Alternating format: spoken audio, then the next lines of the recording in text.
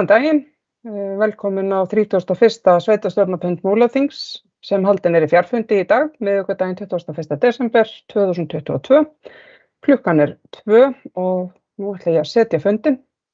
Fyrir fundi eru 2 mál og við ætlum að byrja á því fyrra. Mál nummer 1, hækkun útsvarsálagningar vegna fjármögnunar þjónustu við fatlað fólk. Fyrir fundinum liggur samkomulag á milli ríkis og sveitarfélaga, dagsett 16. desember síðastliðinn, varðandi fjármögnun þjónustu við fatlað fólk og hækkun útsvarsálagningar. Eftirfarandi tillaga liggur fyrir fundinum.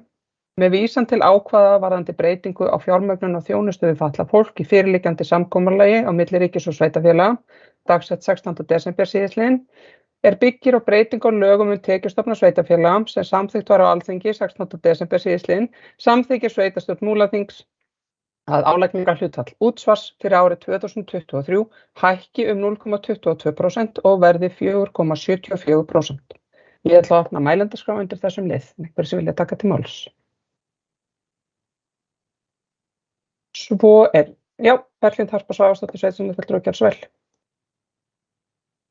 Já, takk fyrir, forseti, góða fundarmenn.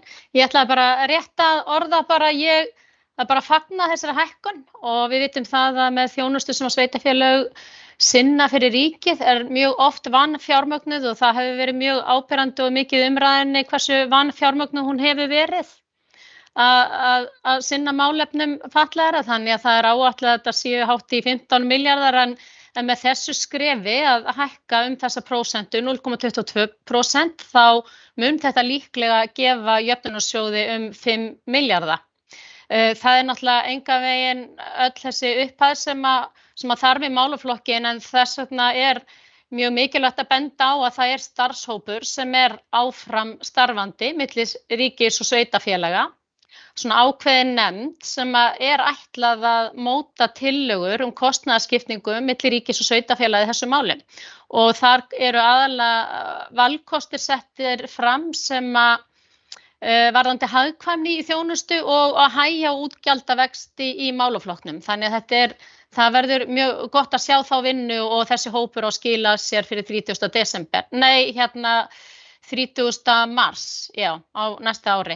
Þannig að það verður bara forvitnilegt að sjá hvað vinna kemur út úr því. Þannig að þetta ekki lausn í heild sinni en mjög gott skref. Þannig að ég fagna þessu og koma líka að því að þrátt fyrir að sé að hækka útsvarsálagningin að þá samhliða mun ríkið lækka tekjuskattinn þá 0,22% svo skattgreiðendur verða ekki fyrir skattahækkun. Þannig að svo mörg voru þau orð sem ég langaði svona að segja þetta málefni. Takk fyrir. Sveitarstjórnarfulltrúi Berglind Harpa Svavarsdóttir hefur lokið máli sínu. Eru fleiri sem vilja taka til máls? Svo ekki, þá ber ég tillöguna upp og þeir sem eru samþykkir rétt upp hönd og sína rafrænu hönd vinsamlegast.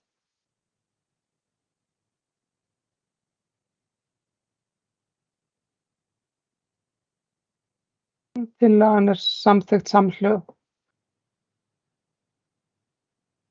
Þá erum við komin í mál númer 2, samningur sameiginlegt umdæmisráð barnaverndar á landsvísu.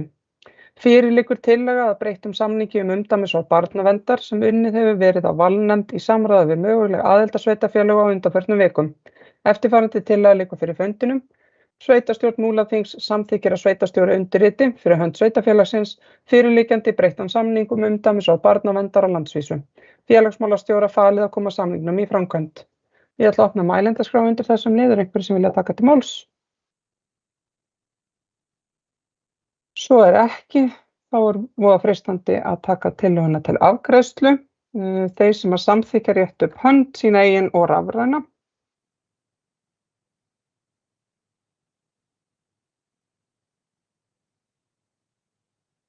Það samþykkt samhljóða. Takk fyrir það. Þá erum við búin að tæma dagskrá þessar auka fundar sveitarstjórnar og ekkert annað að gera en að slíta og segja bara gleðilega hátíð. Takk fyrir.